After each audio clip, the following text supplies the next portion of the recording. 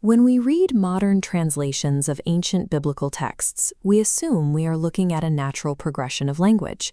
But the shift from the original Semitic writing to modern English conceals a documented historical anomaly. The original identifiers were deliberately obscured. To understand what happened, we have to establish the linguistic baseline. Across the oldest, foundational manuscript traditions, there is a unified, shared Semitic root identifier for the divine name.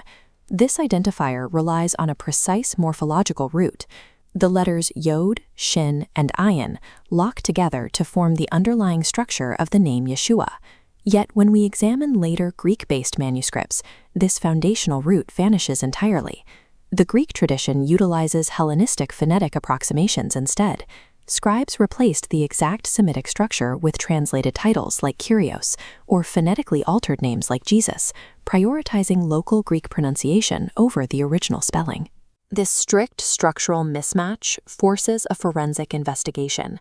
We have to determine if this was standard linguistic drift over centuries or a deliberate severance from the original text. To bypass the noise of Greek translation drift, we can cross-reference the three oldest Semitic-aligned manuscript families. Our first witness is the Hebrew Masoretic text. This record represents the rigorous scribal preservation of the original tongue. The second is the Aramaic Peshitta.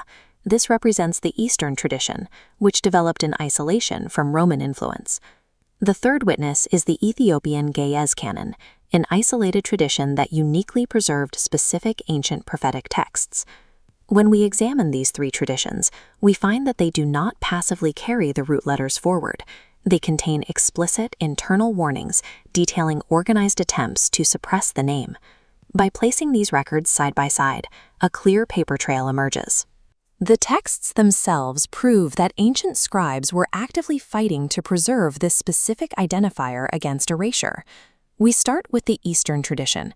Geographically and culturally, the compilers of the Aramaic texts operated far outside the Greco-Roman centers of power. Because it evolved completely removed from Hellenistic phonetic structures, the Peshitta serves as an untainted control group for linguistic comparison.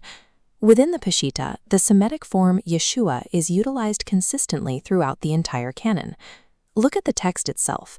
There is a total absence of any foreign translation, phonetic substitution, or margin notes attempting to alter the name. This pristine Eastern retention stands in direct contrast to the Western manuscript habit of swapping out identifiers for localized titles. In the foundational Aramaic texts, the concept of translating a proper name simply does not exist. The original identifier is retained exactly as it was. The Aramaic record proves the original root remained transmissible over centuries. The Greek divergence represents a departure from that structural lineage. The Hebrew scribal tradition carries an immense legal weight regarding how these texts are copied and handled. Deuteronomy 12 explicitly orders scribes to destroy the names of local deities, while issuing a strict legal prohibition against altering the Creator's name. Yet the text also records a direct contradiction to this law. Jeremiah 23 documents the intent of political and religious leaders to actively cause the people to forget my name. Hebrew scribes found themselves caught in a paradox. They were legally mandated by the covenant to preserve the exact letters, but faced intense pressure from authorities to obscure how the word was spoken. They solved this using a marginalia system known as kethiv, what is written, and kere, what is read. This forced the reader to look at the exact preserved Semitic letters, but substitute a completely different title, like Adonai, when speaking the text aloud. Anytime the phonetic pronunciation deviates from the written letters, the scribes recorded it. This created a permanent, undeniable audit trail of phonetic replacement. According to the Masoretic tradition, the validity of the covenant itself acts as a signature, contingent strictly upon the exact transmission of those underlying letters. Swapping the original spelling for a Greek title like Kyrios breaks that structural chain, completely violating the transmission requirement. The Hebrew text's marginalia provides a record of an intentional suppression campaign, preserved by the very scribes tasked with the name's protection. This brings us to the final, most isolated piece of evidence, the Ethiopian Ge'ez tradition and its unique preservation of the Book of Enoch. First Enoch contains cosmological perspectives that were purged from Western canons. specifically regarding the origins of the divine name. Chapter 48 makes an explicit claim. The Son of Man was named in the presence of the Lord of Spirits, before the stars or the world were ever created. First Enoch presents the identifier as a primordial, structural reality, established before the creation of the world. And within these manuscripts lies a very specific warning. The text explicitly states that this exact name would be kept hidden and secret from the nations. First Enoch identifies exactly who would be responsible for this obscuration.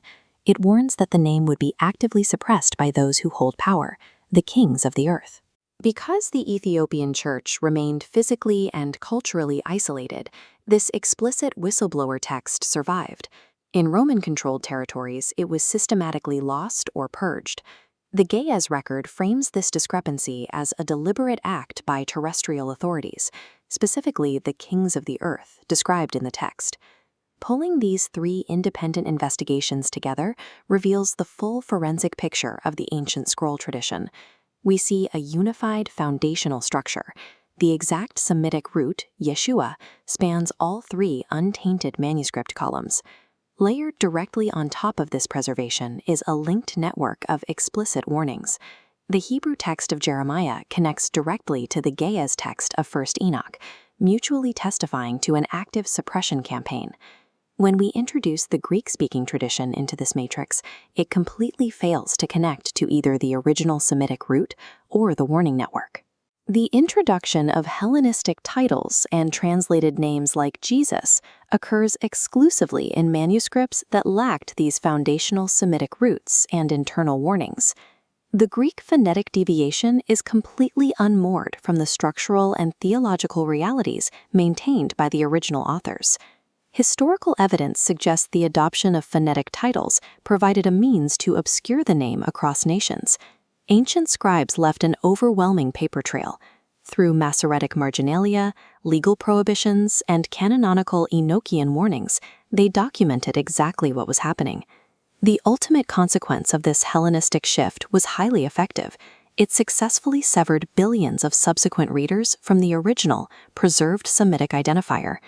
To truly comprehend the gravity of these foundational texts, we have to look past the phonetic overlays imposed by scribes and rulers. We have to return to the original root identifier they explicitly warned us they were hiding.